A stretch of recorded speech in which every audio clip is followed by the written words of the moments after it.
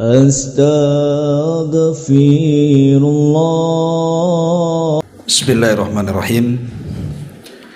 Assalamualaikum warahmatullahi wabarakatuh.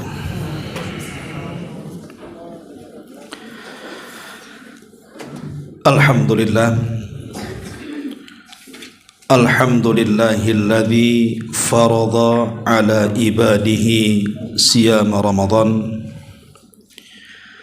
wa ja'alaha mutahhiratan lidzunubi wal atham. Asyhadu an la ilaha illallah wahdahu rabbi la syarika lah wa asyhadu anna Muhammadan abduhu wa rasuluhu alladzi la nabiyya ba'dah, amma ba'du.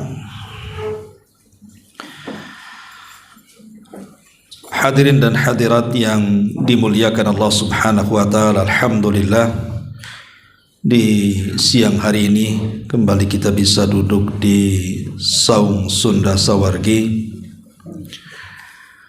dan kita berada di puasa kedua, dan semoga Allah Subhanahu wa taala terus memberikan istiqomah kepada kita sehingga kita bisa terus melangkah di puasa-puasa berikutnya sampai akhir Ramadan. Ma'asyiral muslimin wal muslimat rahimakumullah. Pembahasan di siang hari ini kita akan menguak rahasia di balik sahur dan juga berbuka puasa. Ada apa di balik sahur itu? Kenapa kita diperintahkan untuk makan sahur? Dan juga apa rahasia kenapa kita disuruh menyegerakan berbuka? Inilah yang kita akan bahas di siang hari ini. Ma'asyiral muslimin wal muslimat rahimani wa rahimakumullah. Kita tahu bahwa dikatakan sahur karena sahur itu adalah waktu dari sepertiga malam akhir. Makanya ada sahur, ada as-sahir. Sahir itu artinya akhir daripada malam sebelum subuh. Makanya waktu-waktu sahur itu ya di waktu sahir tadi, di waktu-waktu mendekati fajar.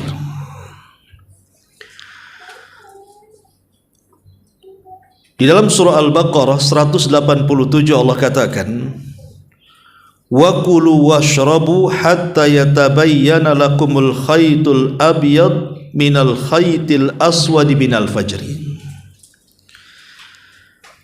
Dan makan minumlah kalian hingga jelas bagimu benang putih dari benang hitam. Ketika ayat ini turun, para sahabat salah paham,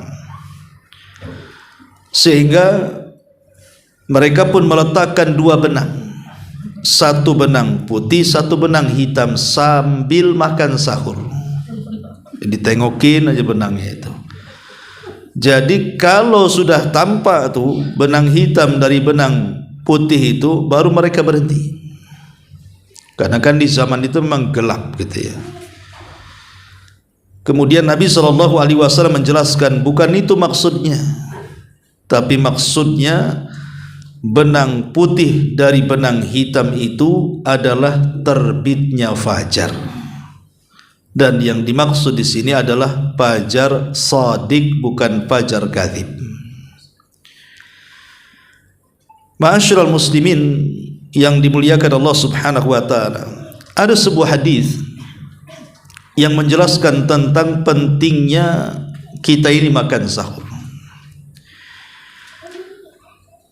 Di antaranya adalah hadis yang dikeluarkan oleh Imam Bukhari dan yang lainnya. Nabi SAW mengatakan, tasahharu fa inna fis sahuri barakah. Makanlah sahur, karena sesungguhnya di balik makan sahur itu terdapat berkah. Apa maksudnya terdapat berkah di sini? Ada yang mengartikan pertama karena orang yang makan sahur itu berpahala. Jadi kalau kita bangun di sepertiga malam, kemudian kita makan sahur dalam rangka niat puasa, maka sahur kita berpahala. Bayangkan makan saja dapat pahala. Kan rugi kalau sudah makan kemudian ditinggalkan, berarti tidak dapat pahala.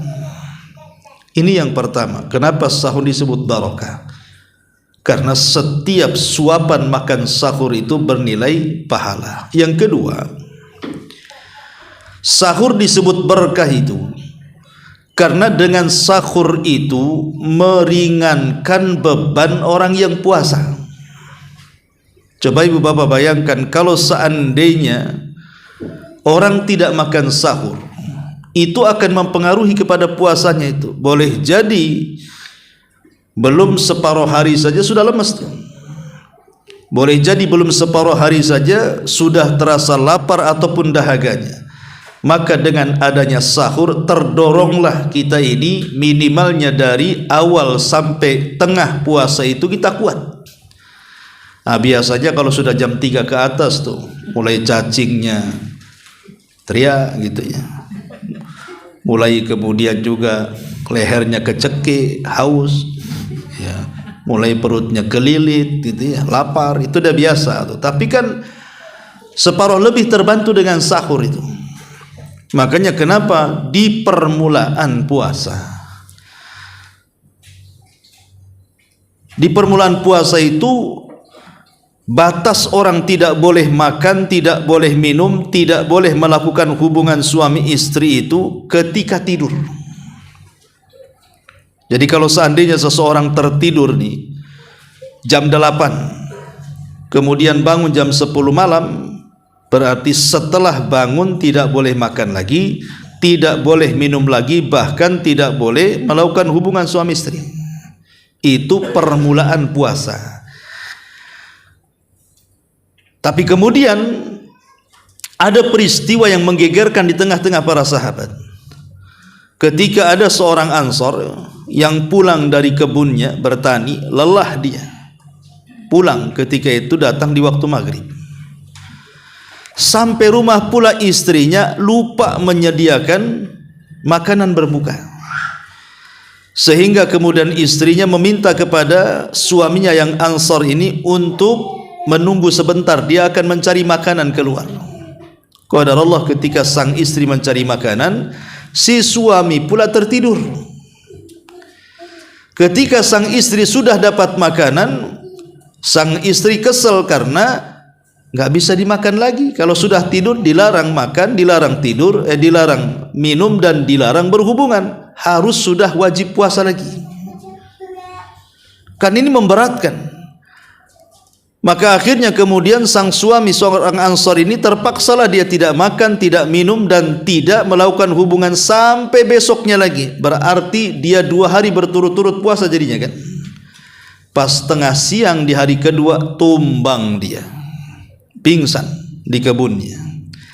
Kabar ini sampai kepada Nabi SAW. Kemudian turunlah ayat tentang wakulu washrabu, makanlah kalian, minumlah hatta yatabayyana lakumul khaytul abyadi minal khaytil aswadi minal fajr. Makanlah, minumlah sampai engkau bisa membedakan antara benang putih di antara benang hitam, maksudnya terbitnya fajar. Maka setelah turunnya ayat ini, boleh seseorang itu tidur ataupun setelah tidur makan, minum, bahkan berhubungan, yang penting batasannya sampai fajar. Nah, dari sini kita tahu bahwa orang yang sahur itu bisa meringankan orang yang sedang berpuasa.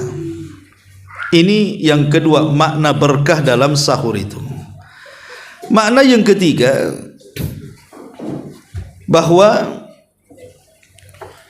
tasahharu fa inna fi sahurikum barakah. Makanlah sahur karena di balik makan sahur itu terdapat berkah. Karena di waktu sahur kita dibangunkan oleh Allah Subhanahu wa taala dan diberikan kesempatan untuk melakukan banyak hal ibadah-ibadah mulia di sepertiga malam akhir. Kan ada 5 ibadah yang sangat dianjurkan dilakukan di sepertiga malam akhir itu. Pertama, zikir. Yang kedua, berwudu kemudian salat. Yang ketiga, seseorang membaca Al-Quran. Kemudian yang keempat, seseorang berdoa. Dan yang kelima, makan sahur. Ini di bulan Ramadan, jangan ditinggalkan 5 perkara ini. Pertama, zikir.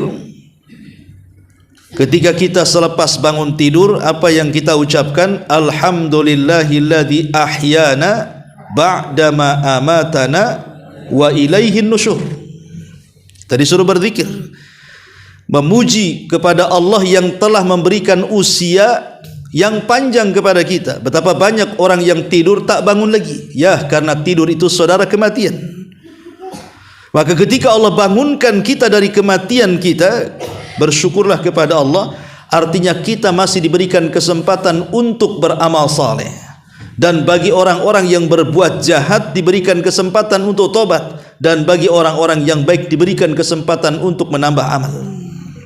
Berzikir kepada Allah, bersyukur kalau kita dibangunkan. Yang kedua, ambil wudu kemudian salat. Itulah yang disebut dengan tahajud. Ustaz, saya sudah tarawih, tidak ada masalah. Syekh bin Baz rahimahullah ta'ala ditanya, bolehkah seseorang melaksanakan tahajud setelah melaksanakan tarawih? Memang kita tidak menafikan ada yang mengatakan bahwa kalau orang sudah tarawih tidak perlu tahajud, seperti fatwa Syekh Albani. Syekh Albani rahimahullah ta'ala mengatakan kalau orang sudah tarawih tidak perlu tahajud lagi. Tapi Syekh bin Baz rahimahullah ta'ala mengatakan boleh, karena asal solat malam itu mathna 2 rakaat salam 2 rakaat salam. Dan itu pendapat yang kuat wallahu alam bahwa boleh seseorang tahajud. Makanya di sepertiga malam akhir itu, di 10 akhir Ramadan ada tarawih, ada qiyamul lail. Kan ada istilah dalam Islam itu, ada yang disebut qiyamul lail, ada yang disebut dengan tarawih, ada yang disebut dengan tahajud. Ya. Kalau qiyamul lail ini umum, tidak mesti sholat. Orang yang berwudu dikatakan qiyamul lail. Orang yang baca Quran dikatakan qiyamul lail. Orang yang berdoa dikatakan qiyamul lail. Orang yang sholat tahajud tarawih dikatakan qiyamul lail. Jadi qiyamul lail itu umum. Namanya menghidupkan malam. Kan tidak mesti sholat. Itu namanya qiyamul lail. Kalau tarawih itu sholat yang dilakukan setelah isya. Jadi sholat malam yang ditarik ke isya, itu namanya tarawih. Disebut tarawih karena ada istirahatnya. Setiap 2 rakaat istirahat, atau setiap 4 rakaat istirahat dulu, maka disebut tarawih. Berarti orang yang sholat malam atau sholat tarawih yang tidak ada istirahatnya, itu bukan tarawih. Seperti yang 7 menit 23 rakaat itu bukan tarawih itu. Kapan istirahatnya? Tahu-tahu selesai aja. Ya, 7 menit 23 rakaat. Tarawih itu kan ada istirahatnya. Adapun tahajud identik dengan sholat malam yang dilakukan setelah tidur. Itu namanya tahajud. Jadi tidur dulu baru tahajud, itu namanya tahajud. Ya. Lah itulah perbedaan qiyamul lail, tarawih dan tahajud tadi. Lah jadi amalan yang kedua adalah kalau di bulan Ramadan kita bisa melakukan tarawih dan juga tahajud di sepertiga malam akhir. Dan ada hadis yang mengatakan barang siapa yang tahajud dia membaca 10 ayat dalam Quran, maka tidak dicatat baginya termasuk orang-orang yang lalai. Kalau dia mau tambah dari 10 menjadi 100 ayat, maka dia tercatat dari orang-orang yang taat kepada Allah. Kalau dari 100 dia tambah menjadi 1000 ayat, maka orang ini sudah siap dengan kematiannya, karena sudah cukup bekalnya masuk surga. Kalau bisa 1000 ayat. Gimana caranya Ustaz? Saya nggak hafal. Boleh pegang mushaf. Ya, kalau qiyamul lail boleh kita pegang mushaf. Tapi yang sudah lancar bacanya. Kalau yang nggak lancar nengok aja, nanti bingung tuh, enggak. Tengokin aja ini. Berdiri aja lama kan. Maksudnya yang lancar, kalau lancar kan enak gitu bacanya, ya. Jadi itulah amalan yang pertama zikir, yang kedua wudu, yang ketiga salat. 3 amalan inilah yang kemudian menguraikan ikatan setan. Kata Rasul, setiap seseorang itu mau tidur, itu kan setan datang tuh. Kemudian mengikat tengkuknya kita, 3 ikatan. Setiap satu ikatan di situ ada mantranya. Kata setan, tidurlah malam masih banyak, masih panjang. Tidurlah malam masih panjang, sampai 3 kali. Kenapa mantranya seperti itu? Sengaja setan itu supaya kita tidak tahajud. Makanya dilenakan dengan tidurnya.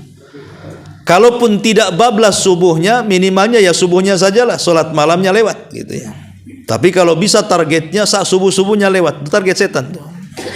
Makanya kata Rasul, apabila dia bangun kemudian berzikir, hilang 1 ikatan. Kalau dia berwudu, hilang 2 ikatan. Kalau dia sholat, maka hilang 3 ikatan itu. Dan di pagi hari jiwanya akan baik, dan dia akan mampu menatap masa depan dalam hari itu. Tapi kalau tidak, jiwanya jahat dan akan banyak masalah yang tidak tahu dari mana masalah itu datang. Maka ini di amalan yang penting di malam hari itu. Kemudian setelah sholat baca Quran. Karena baca Quran di sepertiga malam akhir itu kata Allah, Inna Qur'anal fajri kana mashhuda. Sesungguhnya bacaan Al-Quran di sepertiga malam akhir itu disaksikan para malaikat. Kemudian yang keempat, berdoa. Lah doa inilah masuk di dalamnya istighfar, masuk di dalamnya permintaan apa sajalah. Jadi jangan pernah tinggalkan doa dan istighfar. Ingat hadis yang menjelaskan Allah turun sepertiga malam akhir, di mana Rasulullah SAW mengatakan, Innallaha yanzilu ila sama'id dunya fi kulli thuluthil lailil akhir wa dzalika kulla lailatin. Jadi Allah itu turun ke langit dunia dalam sepertiga malam akhir, dan itu setiap malam. Kemudian Allah berkata kepada hamba-hambanya, Man yad'uni fa astajibalah, wa man yas'aluni fa u'tiyah, wa man yastaghfiruni fa aghfirlah. Siapa yang berdoa ku kabulkan, siapa yang minta ku kasih, siapa yang minta ampun ku ampuni dosa-dosanya. Ibu bapak yang dimuliakan Allah Subhanahu wa taala, kalau kita mau menyingkap sedikit tentang waktu sahur itu, maka kita akan melihat keajaiban yang luar biasa. Begini, saya kira saya, ibu bapak, siapapun dalam kehidupan ini kan pasti banyak masalah. Ada orang yang ditimpa masalah ekonomi, ada orang yang ditimpa masalah kesehatan, sakit terus. Ada yang ditimpa masalah dengan fitnahan lisan-lisan manusia. Ada yang ditimpa masalah boleh juga karena kenakalan. Kenakalan anak-anak, kenakalan suami, kenakalan istri, dan berbagai macam kenakalan. Itu kan problematika manusia tuh dalam kehidupan tuh. Sebenarnya permasalahan-permasalahan yang seperti itu bisa diselesaikan dan diurai dengan rahasia yang ada di sepertiga malam akhir itu. Umpamanya ada orang yang lagi bermasalah ekonominya. Allah tahu kok, Allah itu tahu kalau kita lagi masalah ekonomi. Dan Allah juga tahu kalau kita ini ingin lepas dari permasalahan itu kan. Cuman Allah itu hanya rindu, ingin rintihan kita sebagai hambanya yang terkena musibah, agar kita meminta hanya kepada Allah Subhanahu wa ta'ala dan tidak meminta kepada yang lainnya. Allah tunggu tuh di sepertiga malam akhir, minta atau tidak sama saya. Sebagaimana juga ada orang-orang yang diberikan musibah oleh Allah, mungkin kesehatan, diberikan sakit yang berkepanjangan, dokter dari rumah sakit sudah angkat tangan tidak sanggup mengobatinya. Allah tahu dia sedang sakit dan Allah tahu dia ingin sembuh dari penyakitnya. Allah hanya ingin mendengar rintihan kita, minta enggak kepada Allah kesembuhan atau minta kepada yang lainnya. Jadi Allah berikan kesempatan di sepertiga malam akhir itu untuk meminta. Sama dengan orang-orang yang diuji dengan diberikan anak yang nakal, anak yang durhaka, anak yang kurang ajar. Allah tahu anak kita kurang ajar. Allah tahu orang tuanya juga tidak suka kalau bisa anaknya baik. Tapi Allah hanya ingin mendengar keluhan kita di sepertiga malam akhir. Minta enggak kepada Dia atau tidak? Kalau kita minta kepada Allah, sama dengan kita mengetuk pintu langit itu, supaya melembutkan hati anak kita, atau orang-orang yang tersakiti dengan lisan orang. Allah tahu kita tersakiti dan Allah tahu siapa yang menyakitinya. Tinggal Allah menunggu apakah kita merintih dari fitnahan itu kepada Allah atau mengeluh kepada selainnya. Jadi sebenarnya rahasia problematika umat manusia yang ada di bumi itu bisa diuraikan di sepertiga malam akhir. Bukankah Allah yang mengatakan, man yad'uni fa astajibalah wa man yas'aluni fa utiyah. Siapa yang berdoa kukabulkan, siapa yang minta kukabulkan permintaannya. Lah dua lafaz ini sebenarnya rahasia kenapa waktu sepertiga malam akhir, khususnya di waktu sahur itu ada keajaiban luar biasa. Yang terkadang orang itu hanya terpikir sahurnya, tidak terpikir bahwa ada masalah besar di situ. Jadi oleh karena itulah maka sayang kalau sepertiga malam akhir lewat begitu saja, sementara di luar Ramadan itu kan susah kita mendapatkan sepertiga malam akhir itu. Harus melawan ngantuk, harus melawan dingin, harus melawan takut. Akhirnya bangun hanya kencing tidur lagi kan itu. Nggak ada lagi kesempatan. Lah Ramadan ini insya Allah semua hilang tuh. Rintangan halangan semua hilang karena harus bangun memang jam-jam segitu tuh. Semua anak kecil juga bangun. Sampai orang tua bangun. Semua anak-anak bangun. Nggak bangun dibangunkan obrok-obrok. Ya. Sampai di tiban kampung itu udah pakai musik tuh. Ya. Kadang-kadang di beberapa tempat dilempari petasan tuh suruh bangun tuh. Ya, jadi di sini menunjukkan kesempatan kalau sepertiga malam akhir, artinya di waktu sahur ini itulah terdapat berkah di situ ya. Apalagi di situ juga ada kesempatan kita istighfar. Istighfar itu kan bukan hanya sekedar memintakan ampun akan dosa-dosa kita, lebih daripada itu kan meminta agar aib kita ditutupi. Jadi kalau kita mengatakan astagfirullahaladzim, ya Allah, aku memintakan ampun kepadamu akan dosa-dosaku, maksudnya istighfar di sini dua permintaannya. Pertama, agar dosa-dosa kita diampuni dan tidak diazab pada hari kiamat. Yang kedua, agar aib-aib kita ditutupi sehingga tidak ada yang tahu kecuali Allah saja. Karena mulianya kita itu karena aib kita ditutup saja. Kalau aib kita dibongkar, tidak mungkin anda ngaji sama saya, dan pun nggak mungkin juga saya mau hadir di sini. Kalau setiap aib kita dibongkar, tapi Allah maha as-sitrun, maha sitir, maha penutup aib manusia sehingga kita masih dimuliakan.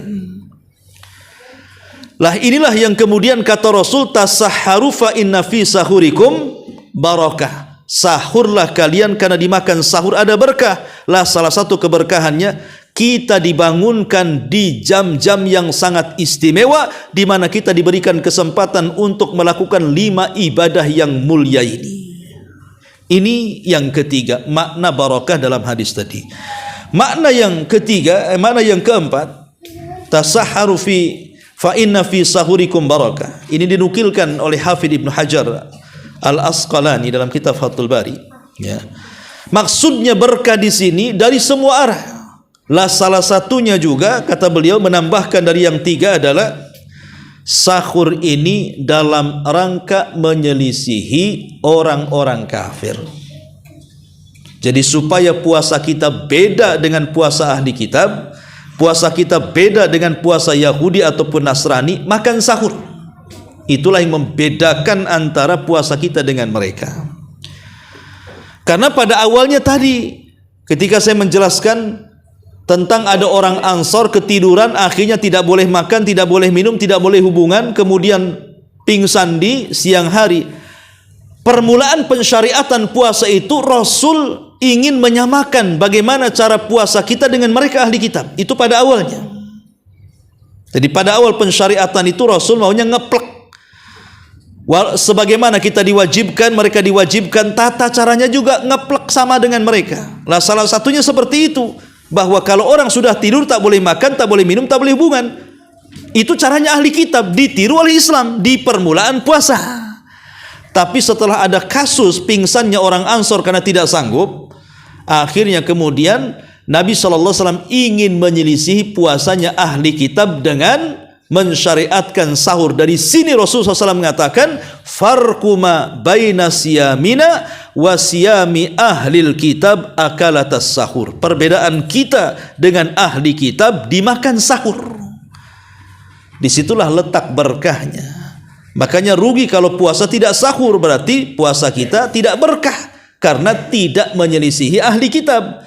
Berarti kalau kita ingin berkah dalam puasanya, usahakan makan sahur. Nah, ini diantara faedahnya, karena dalam penyelisihan itu terdapat kejayaan. Itulah yang disabdakan Nabi SAW, la yazalun nas bi khairin ma'ajjalul fitra wa yuakhirus sahur. Manusia ini akan senantiasa, atau umat ini akan senantiasa di atas kejayaan manakala mereka menyegerakan berbuka dan mengakhirkan sahur. Ya. Lalu apa hubungan makan dengan kejayaan, coba? Bukankah kejayaan itu identik dengan memiliki persenjataan yang canggih, memiliki tentara yang banyak, memiliki pesawat yang luar biasa canggih teknologinya, dan begitu seterusnya? Kok ini cerita makan sahur dengan kejayaan? Kok makan bisa membuat Islam jaya? Kata para ulama, bukan soal makannya, tapi soal penyelisihannya. Ketika kita punya izzah, punya kemuliaan bahwa kita harus beda dengan ahli kitab, disitulah letak kejayaannya. Tapi sebaliknya, kalau kita meniru-niru mereka, maka Islam sudah tidak jaya lagi, bahkan boleh jadi rendah kalau semua ditiru-tiru. Dan itu yang terjadi. Kata Rasul, la tattabi'anna sanana man kana qablakum shibran bi shibrin wa dhira'an bi dhira'in hatta law dakhalu juhra dhabbin la dakhaltum. Kalian akan menyerupai tata cara umat sebelum kalian, persis seperti mereka. Kalau mereka datang satu jengkal, kita datang juga satu jengkal. Kalau mereka datang satu hasta, kita buat juga satu hasta. Sampai kalau mereka masuk ke lubang biawak yang berkelok sekalipun, kita ikut di belakangnya. Lihat bagaimana Rasul menggambarkan bahwa di akhir zaman, bagaimana umat Islam meniru orang-orang kafir itu persisnya. Maka disitulah hilangnya wibawa Islam. Supaya ada kejayaan Islam, maka selisihi mereka, salah satunya dengan menyegerakan berbuka dan mengakhirkan sahur. Disitulah letak kejayaannya. Itulah makna daripada barakah. Tasahharu fa inna fi sahurikum barakah. Makanlah sahur, karena dimakan sahur itu terdapat berkah. Ma'asyiral muslimin wal muslimat rahimani wa rahimakumullah. Baik, ada beberapa perkara yang harus diperhatikan ketika kita bicara soal makan sahur. Yang pertama yang harus diperhatikan makan sahur itu, bahwa makan sahur itu adalah perintah. Perintah dari Al-Quran dan perintah dari Nabi sallallahu alaihi wa ala alihi wasallam. Kemudian yang kedua, bahwa sahur itu terdapat keberkahan yang sudah saya jelaskan. Bahkan Rasul mengatakan al-barakatu fi thalathatin. Barakah itu ada di 3 perkara. Al-jama'atu was-sarid was-sahur. Jamaah, makanan sarid, dan makanan sahur. Kemudian yang ketiga, para malaikat akan bersolawat kepada orang-orang yang makan sahur. Ingat, malaikat akan datang kemudian bersolawat kepada orang-orang yang makan sahur, dan solawatnya para malaikat kepada kita artinya malaikat memintakan ampun akan dosa-dosa kita. Sebagaimana Nabi SAW mengatakan, fa innallaha wa malaikatahu yusalluna alal mutasahhirin. Sesungguhnya Allah dan juga para malaikatnya akan bersolawat kepada orang-orang yang makan sahur. Subhanallah, bukan malaikat, Allah juga bersolawat kepada kita orang-orang yang makan sahur. Kan rugi kalau orang kemudian meninggalkan sahur ini. Ini yang ketiga. Yang keempat, bahwa sebaik-baik makanan sahur adalah tamar. Kata Nabi SAW, nikmas sahur al-mu'min at-tamru. Sebaik-baik sahur seorang mukmin adalah kurma. Tamar itu beda dengan rutob. Kalau rutob itu basah, itu disunahkan ketika buka. Tapi kalau tamar itu kering, ya, itu disunahkan ketika sahur. Jadi kalau bisa kurma itu tidak lepas gitu ya, baik ketika buka ataupun ketika sahur. Ya minimal 3 butir, lebihnya ya 1 nampan nasi kan gitu ya. Yang penting kan kurmanya ndak hilang. Ya, kalau harus makan nasi ya ada kurmanya. Ya. Intinya bahwa nasi tidak ada nasi, kurma tetap ada. Merdeka kurma. Itu kalau Ramadan. Ya. Tapi kalau sudah hilang Ramadan, hilang pula si kurma tuh. Yang ada kurma Jawa. Intinya bahwa di sini sebaik-baik sahurnya seorang mukmin adalah kurma. Kemudian yang selanjutnya adalah mengakhirkan sahur. Mengakhirkan sahur itu diriwayatkan dari Anas bin Malik. Jadi satu hari Zaid ibn Thabit radhiyallahu an, dia mengatakan kami makan sahur bersama Rasul. Kemudian beliau salat. Kata Anas, aku tanyakan kepada Zaid, engkau kan pernah sahur bersama Nabi, kira-kira jarak sahurnya Nabi dengan azan subuh itu berapa tuh? Karena kau sering makan sahur bersama Nabi wahai Zaid. Ya. Maka kata Zaid, ya aku kira-kira khamsina ayatan, seperti orang membaca 50 ayat dalam Quran. Coba praktikan ibu bapak, kan sekarang kan bulan Quran nih. Ambil mushaf, baca Al-Baqarah. Ya. Baca secara tartil ayat 1 sampai 50. Kemudian kira-kira waktunya. Karena saya pernah mempraktikkan, ya, tapi bagi saya waktu saya praktekkan ayat 1 sampai 50 itu dengan tartil ya sekitar 20 menit kurang lebih lah. 20 menit, anggaplah 30 menit. Berarti sahurnya Nabi SAW dari azan subuh itu 30 menit tuh. Jadi 30 menit lagi mau azan, Rasul baru sahur. Berarti selesai sahur itu mendekati tengnya azan subuh. Jadi kalau seandainya subuh itu jam 5 gitu ya, Rasul mulai makan sahur itu setengah 5. Jadi kalau sudah selesai, berarti anggaplah sahurnya 20 menit, masih ada sisa beberapa menit ke azan subuh. Itu yang diajarkan Nabi SAW, mengakhirkan sahur. Tapi kan macam-macam ya orang makan itu bu ya. Kan ada orang yang makan cepat, berapa detik habis 2 piring. Ada yang lambat ngunyahnya. Ya. Lah yang lambat ngunyahnya ya jangan kemudian cepat-cepat ke subuh. Ya, ada orang yang makan lama, 1 piring tuh lama kali ya, 1 jam. Kalau 1 jam ya 1 jam sebelum subuh sudah makan tuh, supaya dia asik ngunyahnya ya. Sebab kalau nelen nanti kebesekan dia. Tapi kalau yang cepat, enak lah itu yang cepat itu. Kalau yang cepat itu 5 menit saja 2 piring bisa saya katanya. Itu gimana caranya itu? Itu ditelan tuh kayak makan cacing gitu. Intinya bahwa mengakhirkan sahur itu sangat disunnahkan. Kenapa? Kata Syekh Shalih Fauzan hafizahullah taala, supaya jangan berpuasa di luar daripada waktu puasa. Contoh mamanya, ada orang yang makan ketika habis taraweh kekenyangan. Ya, boleh jadi mungkin karena dia sudah beli makanan banyak, ketika berbuka tidak sempat makan, akhirnya dihantam pada taraweh. Jadi kenyang betul-betul diserbu tuh. Bukan hanya yang di meja, nyari lagi di luar. Sampai kenyang umpamanya kan. Akhirnya sahurnya malas. Sudahlah, akhirnya lewat saja dia sahur, tidak mau sahur. Ini kan sama dengan puasa nambah waktu namanya. Kalau seandainya dia makan selepas taraweh sampai jam 12 baru selesai, berarti puasanya dari jam 12 sampai maghrib. Ya. Jadi kan nambah waktu banyak tuh. Akhirnya tersiksa dia. Kenapa?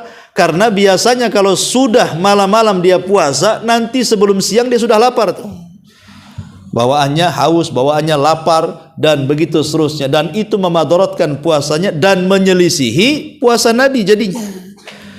Nah, ini harus dipahami kenapa kita harus mengakhirkan sahur, karena di akhir itulah bisa menjadikan kita kemudian lebih membantu puasanya lagi. Ini kalau cerita sahur. Adapun yang kedua, pembahasan yang kedua adalah berbuka.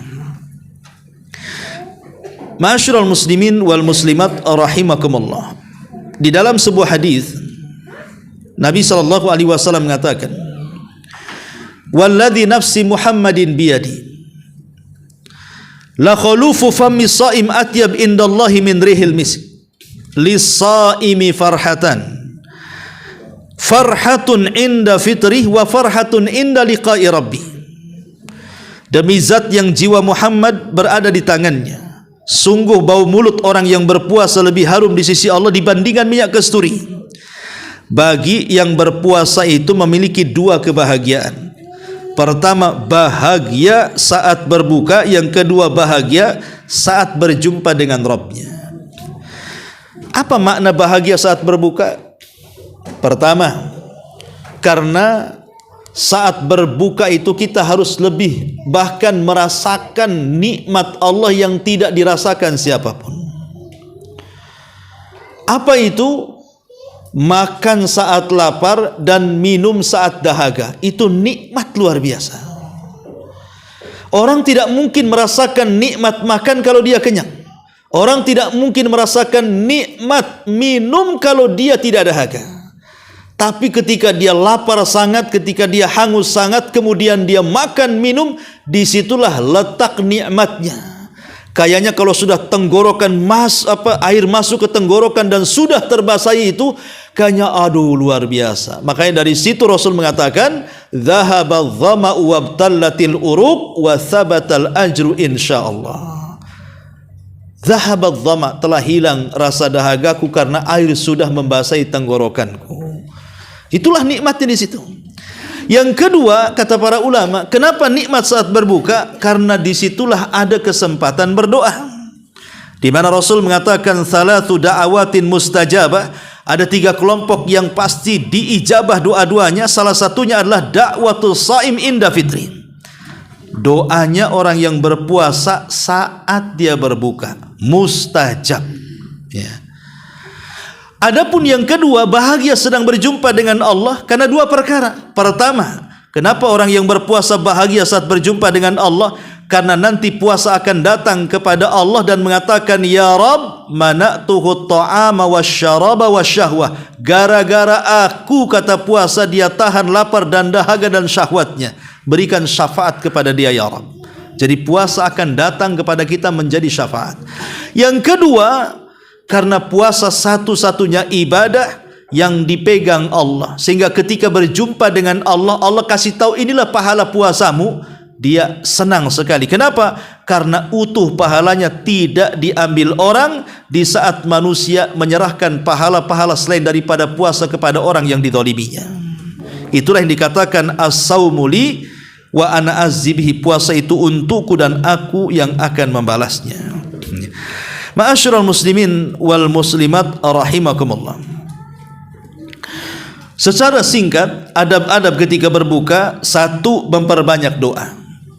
Berdasarkan hadis Anas bin Malik tadi, 3 orang yang akan diterima doanya. Salah satunya doa orang yang berpuasa. Yang kedua, sebelum makan jangan lupa baca basmalah. Semangat buka iya, tapi basmalah jangan ditinggalkan.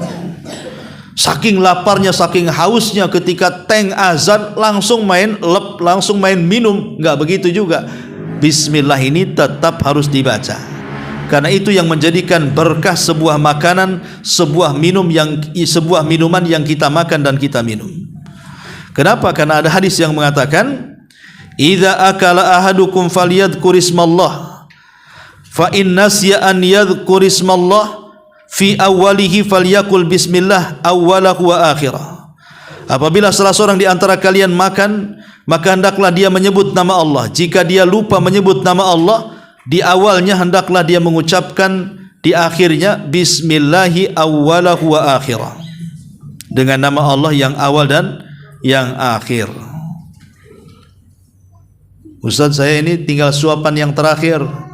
belum baca basmalah, baca bismillah awwalihi wa akhirih. Kalau sudah selesai makan 1 jam ya tidak perlu, memang sengaja ibu ini meninggalkan basmalah ya. Yang ketiga, ingat doa orang yang berbuka, baca juga. Ada sebuah hadis ini diriwayatkan oleh Imam Abu Dawud dan hadis ini dihasankan oleh sebagian para ulama. Tadi yang dibaca oleh anak, dhahabal dhama'u wabtallatil uruq wa thabatal ajru insyaallah. Telah hilang dahaga, telah basah kerongkongan, semoga ada pahala yang ditetapkan yang Allah kehendaki. Pertanyaannya, kapan berbuka? Kapan membaca doa ini? Sebelum atau setelah? Maksudnya sebelum makan dan minum atau setelah makan dan minum kemudian kita membaca doa ini? Maka kalau lihat secara zahir doa berbuka puasa ini ya dibaca setelah membatalkan puasa, zahirnya. Karena di sini menggunakan fi'lul madhi semua. Bentuk kata lampau, telah hilang berarti hilangkan dulu baru hilang. Telah hilang berarti minum dulu baru dikatakan telah hilang. Lah kalau belum minum telah hilang, apa ini hilang kan itu? Belum minum kok dibilang hilang? Ya tidak mungkin secara logika. Ya, ini kan pakai bahasa fi'lul madhi, kata kerja bentuk lampau. Telah hilang berarti minum dulu baru hilang. Baru kemudian membaca dhahabadz dhama'u wabtallatil uruq wa thabatal ajru insyaallah. Wallahu alam. Jadi dibaca setelah minum minuman baru kemudian membaca doa ini.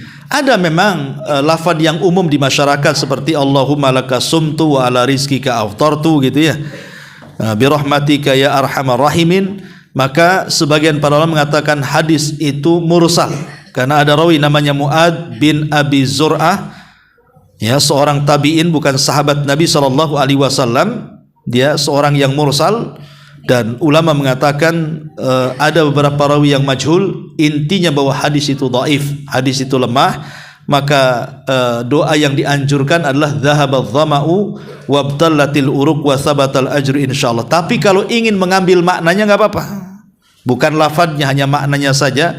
Kita mengatakan Allahumma lakas sumtu wa bika amantu ala rizkika aftartu, enggak apa-apa kalau untuk diambil maknanya, bukan lafadznya. Karena lafadznya kan lemah. Tapi kan maknanya tidak menyelisihi. Maka tidak ada masalah insyaallah. Ma'asyiral muslimin wal muslimat rahimani wa rahimakumullah. Kemudian yang terakhir tentunya juga yang paling penting dalam berbuka adalah menyegerakannya. Karena ada hadis yang mengatakan la tazalu ummati ala sunnati ma lam tantadir bi fitrihan nujum. Umatku akan senantiasa berada di atas sunnahku selama tidak menunggu munculnya bintang saat berbuka. Semata-mata terbenam matahari langsung buka, minum, makan, atau kalau tidak ada yang diminum dan tidak dimakan cepat niat batalkan. Pamannya dia dari PT ke Maghriban di jalan, ibu dari pasar kaget gitu ya, belum sampai karena kaget azan, akhirnya sudahlah balik lagi. Cepat niatkan batal, ya itu boleh ya. Yang penting diniatkan, jangan sampai tidak diniatkan. Adapun soal sunnah apa yang dimakan, memang kalau rututan hadis Nabi, pertama rutob yang dimakan itu. Rutob itu ya kurma kuning yang basah, yang enak, itu namanya rutob tuh. Tapi kalau tidak ada rutob, bolehlah tamar. Tamar itu ya kurma yang kering, yang umum lah, yang dijual-jualkan kurma tamar biasanya. Ya, kalau tidak ada, ya sudahlah, tegukan air, minimal air yang manis-manis. Karena Rasul itu suka dengan yang manis-manis seperti madu, itu Rasul suka. Tapi yang pertama kali kalau kita mau buka dan ada rutob, makan rutob. Kan makan rutob itu ibarat buah-buahan sebenarnya. Kan dalam Quran itu kalau kita melihat kenikmatan sorga ibu bapak yang dimuliakan Allah Azza wa Jalla, selalunya Allah mendahulukan makan buah-buahan, baru makan berat, baru minum. Seperti Allah mengatakan, wa dhullilat kutufuha tadlila wa yutafu alaihim bi'aniyatin.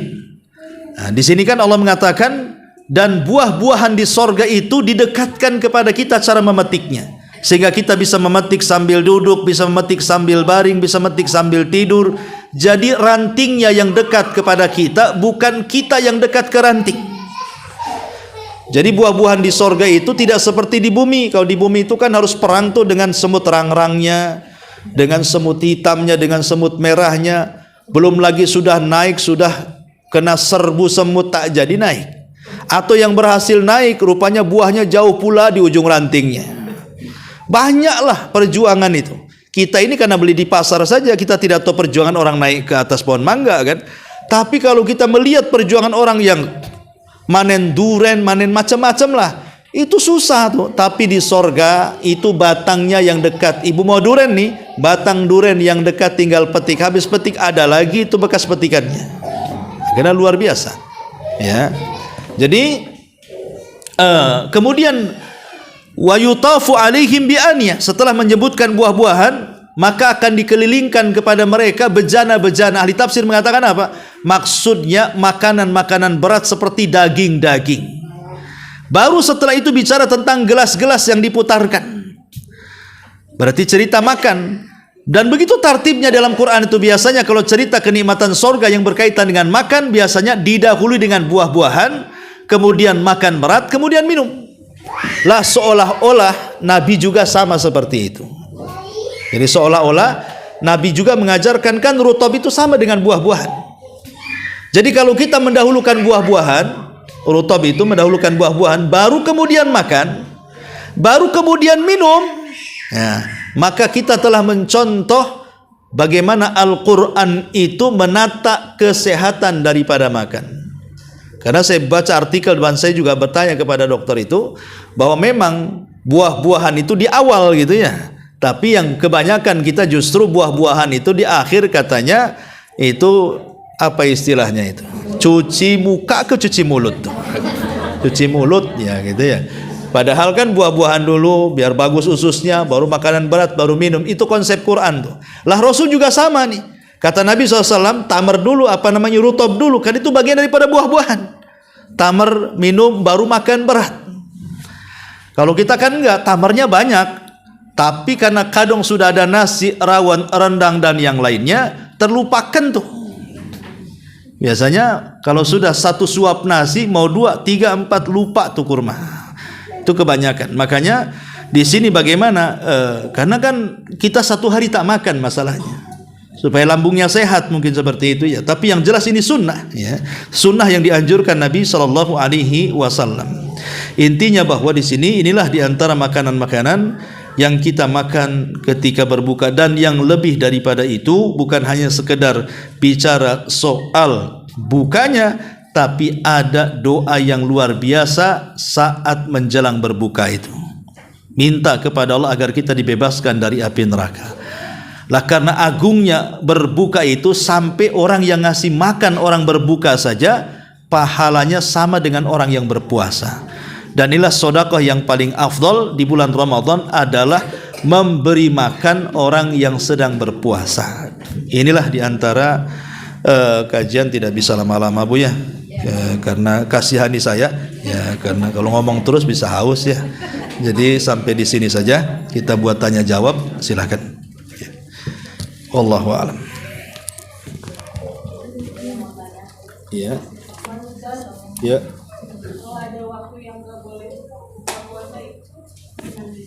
Waktu? Waktu maksudnya? Waktu berbuka puasa. Waktu yang dilarang berbuka puasa. Ya duhur itulah, tidak boleh. Duhur, asar itu tidak boleh. Nanti batal. Waktu fajar.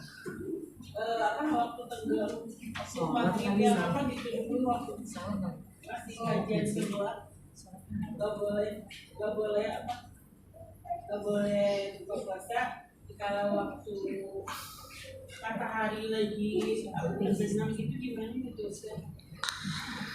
Lah justru waktu terbenam matahari ya boleh lah. Saya kurang paham pertanyaannya, jadi jawabannya juga tidak paham kan. Artinya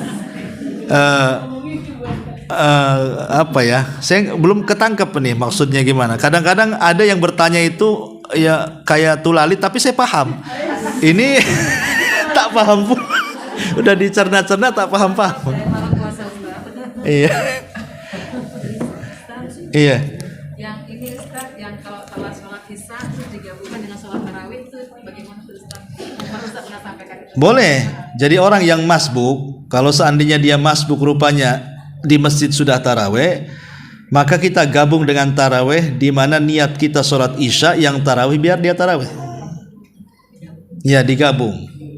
Tapi maksudnya kita niatnya tarawih isya, yang tarawih cuman kita menggabungkan diri ke sholat sunnah. Ya.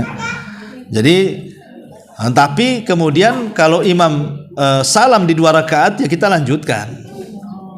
Ya kalau nggak lanjutkan kan kurang rakaatnya. Ya maksudnya kan tujuan kita hanya ngambil isyanya supaya dapat pahala jamaahnya. Itu maksudnya.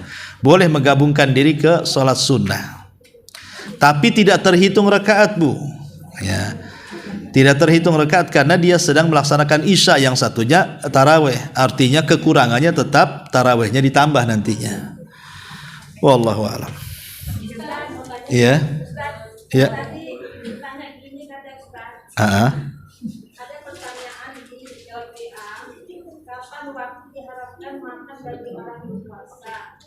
Tapi jawaban keduanya dibilangkan makan seorang berpuasa adalah ketika fajar yang kedua tampak jelas memiliki. Oh, waktu sahur. Saatnya jawabnya berbuka, tapi jawabnya gini, hanya benar apa tidak maksud itu. Iya, itu sahur. Bukan berbuka ya. Sahur. Kalau berkaitan dengan fajar itu bicara sahur. Kalau berkaitan dengan terbenam itu bicara buka. Sahur itu ada 2 fajar, Bu ya. Ada namanya fajar sodik, ada namanya fajar kadzib. Fajar sodik itu kalau terlintas antara barat dan timur itu masih kadzib. Tapi kalau sudah utara ke selatan itu namanya sodik. Ya. Dan fajar sodik itu dia memancar ke ganggang, ke atap-atap, ke rumah-rumah. Ya. Zaman dulu, iya Bu, zaman dulu di zaman dulu menentukan waktu itu memang dengan melihat. Sampai pada era ya sekitar 13 Masehi atau apa, ditemukanlah satu alat namanya bansret, mungkin bahasa kitanya ya, besi yang ditegakkan. Kemudian kita melihat bayang-bayang, oh ini masuk waktu zuhur, ini masuk waktu asar. Tapi belakangan ditemukan jam. Maka sepakat para ulama mutaakhirin, jam ini bisa digunakan untuk penentuan waktu. Dan tidak berselisih dengan dalil-dalil. Karena pernah terjadi 20 tahun yang silam, ketika ada sebagian orang yang mengeritik di Saudi Arabia tentang waktu subuh yang kecepatan 20 menit ya. Jadi kala itu era Syekh daripada bin Bas. Syekh bin Bas itu yang ketika itu menjadi ketua Lajnah Daimah. Lah Syekh bin Bas akhirnya kemudian membuat tim. Apakah betul waktu subuh yang telah menjadi ketentuan kerajaan itu terlalu cepat 20 menit dan belum masuk waktu? Akhirnya setelah tim terbentuk, rupanya tidak. Kata Syekh bin Bas, tidak ada yang menyelisihi dan tidak kecepatan. Disinilah kemudian terjadi polemik tentang waktu fajar. Jumhurul ulama mengatakan bahwa waktu subuh itu semata-mata terbit fajar, tidak harus nunggu terang, itu sudah boleh azan. Tapi pendapat ulama mutaakhirin, oh tidak bisa. Harus sampai terang betul arah timur, barat, dan selatan itu harus terang sampai ke gunung-gunung, ke ganggang, baru kemudian dianggap waktu subuh muncul. Lah jarak dari munculnya fajar pertama sampai terang itu sekitar 20 menitan.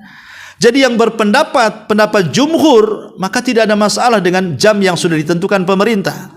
Tapi bagi orang-orang mutaakhirin mengatakan oh tidak bisa karena belum terang. Makanya mereka menganggap bahwa kalau belum 20 menit lewat maka belum masuk subuh katanya. Engkau azan di luar waktunya. Tapi bagi jumhurlah mengatakan ini sudah masuk waktunya karena sudah terbit fajar. Memang belum menyeluruh. Apalagi di zaman sekarang.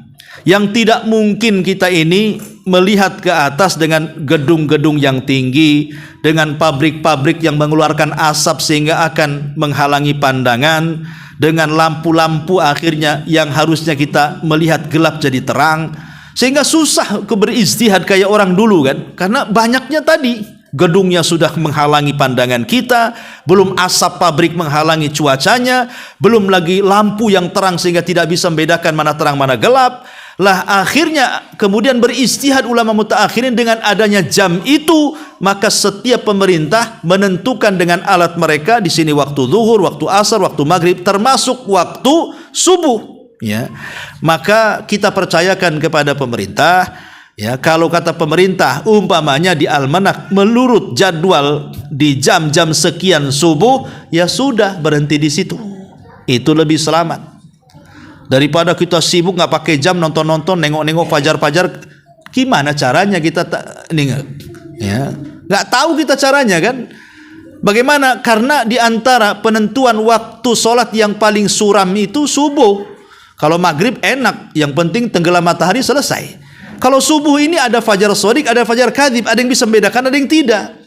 Makanya dikembalikan kepada keputusan pemerintah. Karena dulu juga pernah geger di Indonesia ini soal waktu subuh juga, kurang lebih dengan gegernya di Saudi. Ya, tahun berapa itu di sini juga pernah penelitian satu Indonesia rupanya kurang 20 menit.